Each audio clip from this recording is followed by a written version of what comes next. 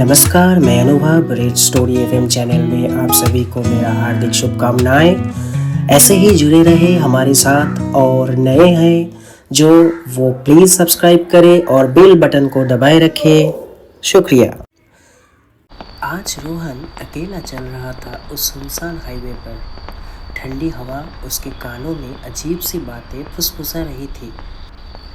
रात का समय था और सिर्फ वो झिलमिलाती स्ट्रीट लैंप्स की रोशनी थी जो लंबे डरावने साए डाल रही थी। उसकी बाइक कुछ माइल्स पहले ही खराब हो चुकी थी और फ़ोन का नेटवर्क भी नहीं था। मजबूरी में उसे पैदल ही चलना पड़ रहा था। भाई, क्या दिन थे ये, रोहन ने अपने आप से कहा, एक पत्थर को लात मारते हुए। वो अपने दोस्त के फार्म हाउस पार्टी से अभी निकला था और वक्त का एहसास ही नहीं रहा। अब उसे लग रहा था कि उसे पहले ही निकल जाना चाहिए था। रास्ता अंधेरों में खो सा गया था, जैसे किसी काली गहराई में समा रहा हो। कभी कभी पत्तों की सरसराहट या दूर से उल्लू की आवाज़ उसके अकेलेपन का एहसास और गहरा कर देती थी। अचानक उसने एक पतली सी पायल की आवाज़ सुनी। उसका दिल जोर से धड़क गया। वो तुरंत रुका और पीछे मुड़ के देखा। वहाँ कोई नहीं था। अजीब है, कोई और भी है यहाँ, उसने धीरे से कहा। उसकी नज़र चारों तरफ घूम गई, पर सब सुनसान था। हवा तेज चलने लगी, पर ऐसे हिल रहे थे जैसे कोई दहशत भरी कहानी सुना रहे हैं। रोहन ने सर हिलाया और तेज़ी से चलने लगा, लेकिन वो आवाज़ उसके पीछे ही थी, इस बार और करीब। उसका गला सूख गया। वो मन ही मन सोच रहा था कि शायद उसका दिमाग उसे खेल रहा है, पर वो रिदमिक पायल की आवाज़ बिल्कुल साफ थी, जैसे कोई उसके एक एक कदम के साथ चल रहा हो। डर के मारे उसने फिर से पीछे देखा और इस बार वो वहाँ थी, एक लड़की, एक टाइट ब्लैक ड्रेस और हाई हील्स में कुछ ही कदम दूर खड़ी थी। उसके लंबे काले बाल उसके कंधों पे बिखर रहे थे और उसकी आंखें गहरी रात की तरह चमक रही थी। उसके होठों पे एक नरम लेकिन अजीब सी मुस्कुराहट थी। तुम यहाँ अकेले क्या कर रहे हो? उस लड़की ने पूछा। उसकी आवाज़ रेशमी थी, पर एक अजीब सा डर भी था उसमें। रोहन थोड़ा झिझक गया। मेरा बाइक खराब हो गए थे, मैं बस रास्ते पे चल रहा हूँ, आप कौन हैं? वो एक कदम आगे बढ़ी। चांदनी की रोशनी में उसका चेहरा और भी अद्भुत लग रहा था, जैसे कोई सपना हो। उसकी उपस्थिति में एक अजीब सी कशिश थी जो रोहन को हिला रही थी, डर और मोह के बीच उलझे देते हुए। मैं एक मुसाफिर हूँ, तुम्हारे जैसा, उसने कहा। उसकी आवाज़ में अजीब सी मिठास थी।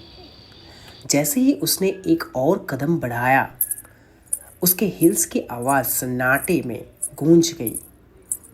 मौसम अचानक और ठंड हो गया और हवा भी रुक गई, जैसे सब कुछ रुक सा गया हो। रोहन भागना चाहता था, लेकिन उसके पैर जमीन से चिपक गए थे। तुम्हारी आंखें अजीब है, उसने मुश्किल से कहा। लड़की हल्की से हंसी। रोहन के पास जवाब नहीं था। उसकी आंखें गहरी थी, इतनी गहरी जैसे उनमें कोई राज छुपा हो, एक पुरानी कहानी जो सिर्फ वही जानती हो। चलो, तुम्हें रात के अंधेरे में अकेले नहीं चलना चाहिए, उसने कहा, अपना हाथ रोहन की तरफ बढ़ाते हुए। उसकी उंगलियां लंबी और नरम थी, पर उनमें कुछ अजीब था जो रोहन के दिल को घबरा रहा था। रोहन के अंदर एक आवाज़ चीख रही थी कि उसे उसका हाथ नहीं पकड़ना चाहिए, लेकिन एक अजीब सा जादू था उस लड़की में, एक आकर्षण जो बिना किसी वजह के उसे खींच रहा था। जैसे ही उसका हाथ उस लड़की के हाथ से मिला, दुनिया पलट गई। अचानक एक तेज ठंडी हवा चली और अंधेरा छाने लगा। रोहन की आखिरी याद उस लड़की की आवाज़ थी, मीठी, मधुर, पर एक अजीब सी खुशी भरी। अब तुम सिर्फ मेरे हो। रोहन की आंखें धीरे धीरे खुल रही थी। उसका सर भारी हो रहा था, जैसे किसी ने उसके दिमाग में हजारों गूंजते शब्दों का बोझ भर दिया हो। जब उसकी नज़र क्लियर हुई तो उसने देखा कि वो एक पुरानी हवेली के अंदर था। रूम अंधेरा था, सिर्फ एक पुरानी लंटर्न एक साइड टेबल पर रखी थी जो डिम रोशनी दे रही थी।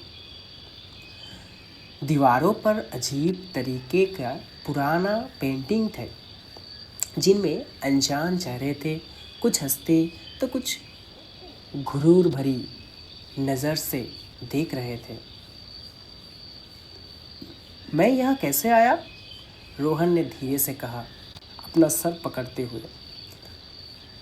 तभी एक मीठी सी हंसी गूंजती हुई उसके सामने सुनाई दी। तुम उठ गए, अच्छा लगा देख के। वही लड़की एक चेयर पर बैठी थी, उसके होठों पे वही अजीब मुस्कुराहट थी। रोहन एक झटके से खड़ा हो गया। ये सब क्या है? मैं यहाँ कैसे आया? लड़की ने अपनी उंगली होठों पे रखी। श्श, इतना टेंशन मत लो, तुम सेफ हो मेरे साथ। रोहन का दिल ज़ोर ज़ोर से धड़क रहा था। मुझे घर जाना है। रोहन ने डर से पीछे हटने की कोशिश की, पर जैसे ही उसने दरवाजे की तरफ कदम बढ़ाया, एक तेज़ ठंडी हवा चली और दरवाज़ा अपने आप बंद हो गया। लड़की धीरे से उठ के रोहन के करीब आई। उसके हाई हील्स की आवाज़ वुडन फ्लोर पे गूंज गई। मैं कौन हूँ ये जानना चाहोगे? उसने धीरे से कहा, उसकी उंगलियां रोहन के गाल पे हल्का सा टच करते हुए। रोहन की सांस रुक गई। लड़की धीरे से झुकी, उसके कान के पास आई और एक भयानक फुसफुसाहट उसके कानों में गूंज उठी। मैं वो हूँ जिसे तुम कभी भूल नहीं पाओगे।